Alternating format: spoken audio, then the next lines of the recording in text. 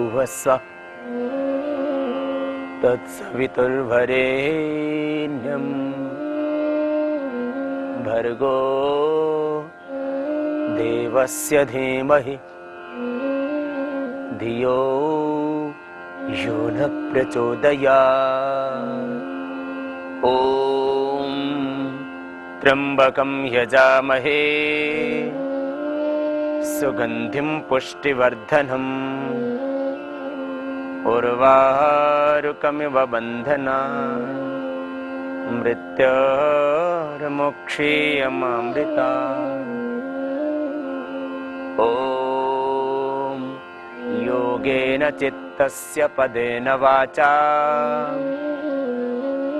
मलं शरीरस्य च वैद्यकेन योपाकरोत् तं प्रवरं मुनीनां पतञ्जलिं प्राञ्जलिरानतोऽस्मि। ॐ सर्वे भवन्तु सुखिनः सर्वे सन्तु निरामयाः सर्वे भद्राणि पश्यन्तु मा कश्चित् दुःखभाग् भवेत्। ॐ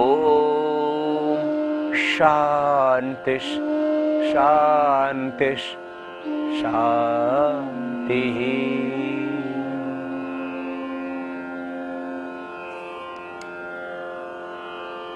कब्ज और बवासीर ऐसी व्याधियां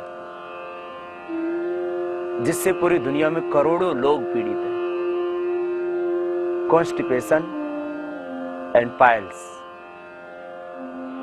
पाइल्स के साथ साथ फिशर,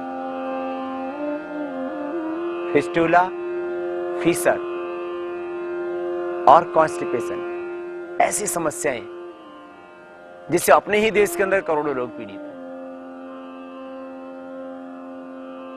यदि कॉन्स्टिपेशन ना हो तो आदमी को कोई बीमारी नहीं हो। ज्यादातर समस्याएं, मैं नहीं कहता, आयुर्वेद की करोड़ों वर्ष पुरानी संस्कृति में भी रोगों के पैदा होने का आधार कब्ज को ही माना है। विविधाः रोगाः जायन्ते प्रायशः मल संचयात्। विविधाः रोगाः जायन्ते, तरह तरह की जो तमाम व्याधियां हैं उनका कारण है कब्ज, कब्जियत, कॉन्स्टिपेशन। और इस कॉन्स्टिपेशन से ही बाद में फिर पाइल्स बनता है, फिशर बनता है, फिस्टुला बनता है, शरीर में अशुद्धियां बढ़ने लगती हैं, पाचन विकृत हो जाता है। फिर उसी का परिणाम होता है कि आदमी को एसिडिटी होती है, सिर में दर्द होता है। फिर यही प्रॉब्लम और ज्यादा लंबी बढ़ जाए, अपचन, मंदाग्नि के साथ साथ तो फिर आंव बनने लगती है, संग्रहणी हो जाती है, colitis, ulcerative colitis, peptic ulcer जैसी खतरनाक समस्याओं का जन्म। इसलिए सबसे पहले और कॉन्स्टिपेशन को मिटाने के लिए योगाभ्यास से बेहतर कोई तरीका है ही नहीं। और पूरी दुनिया के अंदर कोई दवा ऐसी नहीं है जो कॉन्स्टिपेशन को मिटा सके। लेकिन कब्ज के नाम से बाजार में चूर्णों का एक लंबा सिलसिला। आदमी सोचता है ये चूर्ण खाऊंगा तो कॉन्स्टिपेशन मिट जाएगा, और वो भी ऐड ऐसे देते हैं कि आदमी उन चूर्णों को खा ही ले, और खा करके फिर होगा क्या, आंतें खराब और ज्यादा।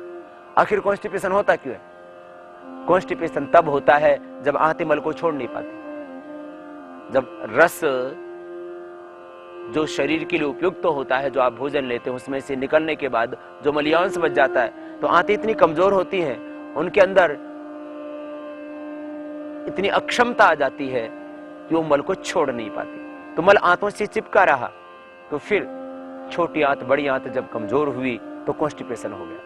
अब उस कॉन्स्टिपेशन के लिए आदमी चूर्ण लेता है। आयुर्वेद में भी पंचकार चूर्ण, त्रिफला चूर्ण बहुत ज्यादा, ये रोज लेने की चीज नहीं है। पंचकार में भी सौंफ, सनाय, सौंठ, सेंधा नमक, छोटी हरड़, ये 5 चीजें, सौंफ, सनाय, सौंठ, सेंधा नमक, छोटी हरड़, इनका पाउडर बराबर मात्रा में लेने से कब्ज मिटता है। पंचकार चूर्ण ये कहलाता है। और इसी को थोड़ा परिवर्तित करके और दूसरे कब्ज के चूर्ण बन जाते हैं। हम भी आश्रम में चूर्ण बनाते हैं कब्ज का, ऐसा नहीं है कि हम नहीं बनाते, लेकिन हम उसका बहुत ज्यादा ऐड नहीं करते।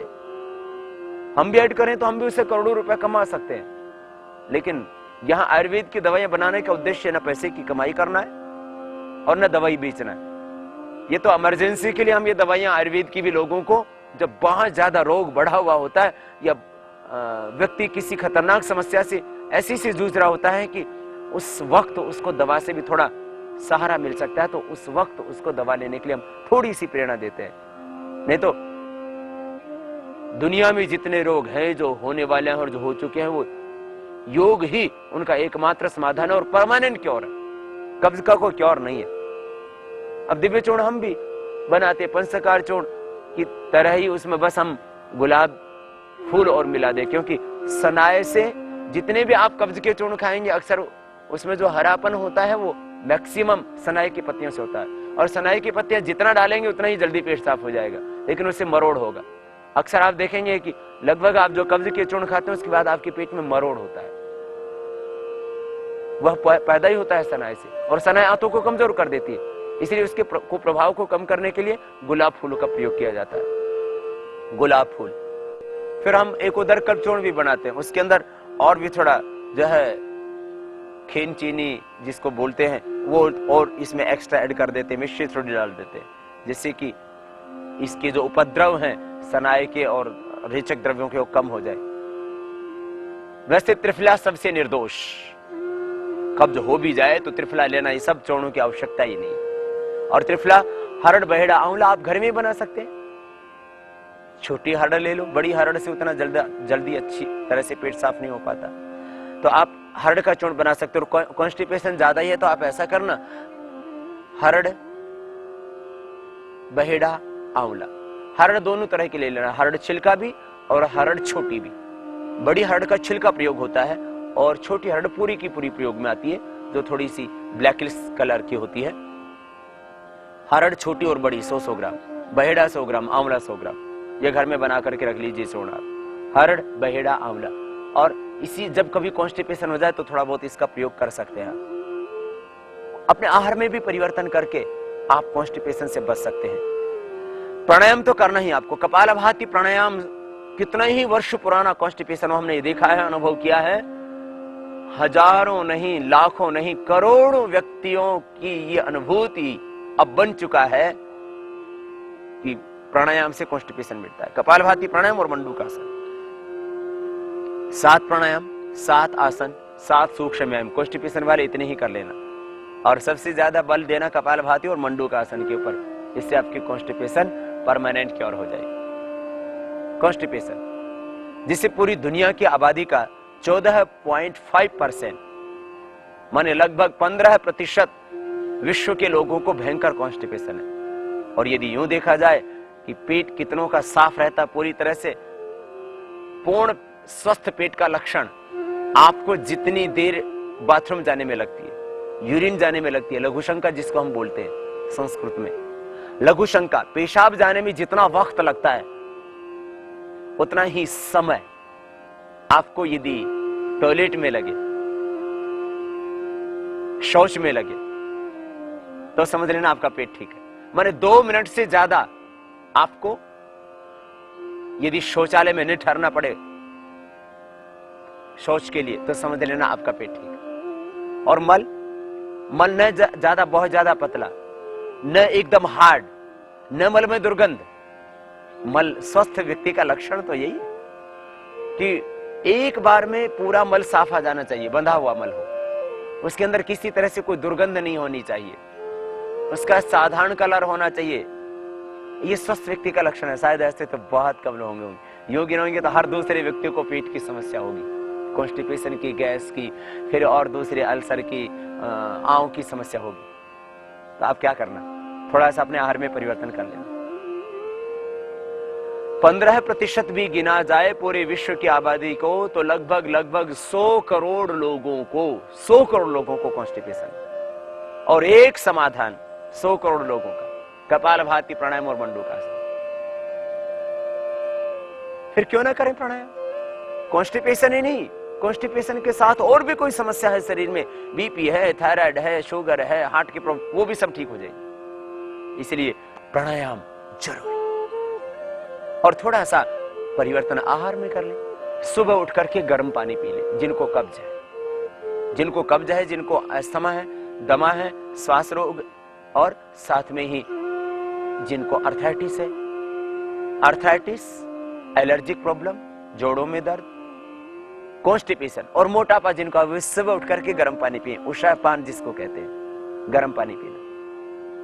फिर उसके बाद आप प्राणायाम करना। और सुबह उठ करके पेट साफ होता ही नहीं है तो रात को त्रिफला ले लेना, या त्रिफला रात को भिगो करके सुबह उसको पका लीजिए।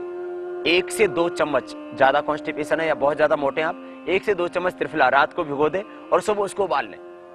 1 चम्मच भिगोते हैं तो 1 गिलास पानी में, 2 चम्मच भिगोते हैं तो 2 गिलास पानी में 2 चम्मच त्रिफला डाल के रख दीजिए। रात को सुबह उबालिए, जब आधा गिलास बच जाए तब छान करके पी लीजिए उसको, तो कॉन्स्टिपेशन भी खत्म हो जाएगा। इससे बवासीर की प्रॉब्लम भी खत्म हो जाएगी, चाहे कितनी ही पुरानी हो। बवासीर के लिए 1-2 घरेलू उपचार भी हम बाद में बताएंगे आपको। त्रिफला उबाल के पिए।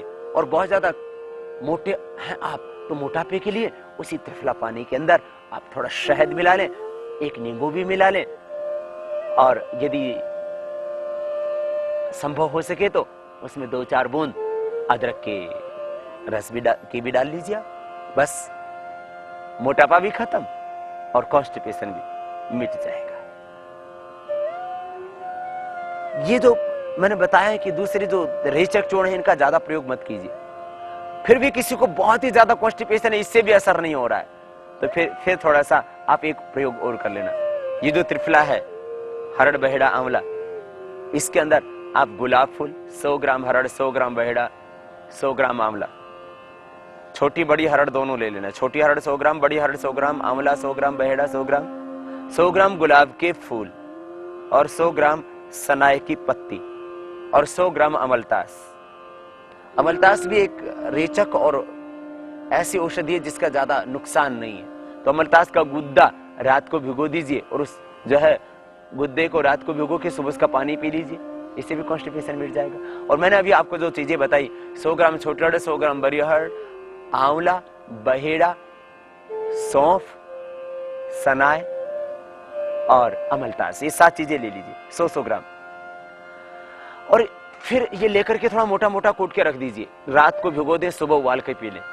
या बहुत ज्यादा कॉन्स्टिपेशन है तो सुबह भिगो दें, रात को थोड़ा सा उबाल करके थोड़ा गरम गरम रात को सोते समय पी लीजिए, सुबह उठते बढ़िया पेट साफ हो जाएगा। उसके बाद प्राणायाम करना तो परमानेंट क्योर हो जाएगा, नहीं तो आपको रोज यही लेना पड़ेगा। अक्सर क्या होता है, आदमी एक बार कब्ज का चूर्ण लेना प्रारंभ करता तो उसके बिना फिर उसका पेट साफ होता ही नहीं। इसलिए इन कब्ज के चूर्णों से छुटकारा पाने के लिए जरूरी है कपालभाति प्राणायाम, मंडूकासन, और थोड़ा सा आहार व्यवस्था में परिवर्तन, वो भी सुन लीजिए जरा। उसके बाद आपको प्राणायाम और योगाभ्यास, 7 प्राणायाम, 7 आसन, 7 सूक्ष्म व्यायाम, ये तो एक पूरा पैकेज आपको करना ही करना है। आहार में परिवर्तन करके आप कॉन्स्टिपेशन को मिटा सकते हैं। सबसे पहला परिवर्तन, आप सुबह उठ करके पानी पीना दिनचर्या में। नाश्ते में आप पराठे नहीं खाना, नाश्ते में आप अंकुरित अन्न लीजिए।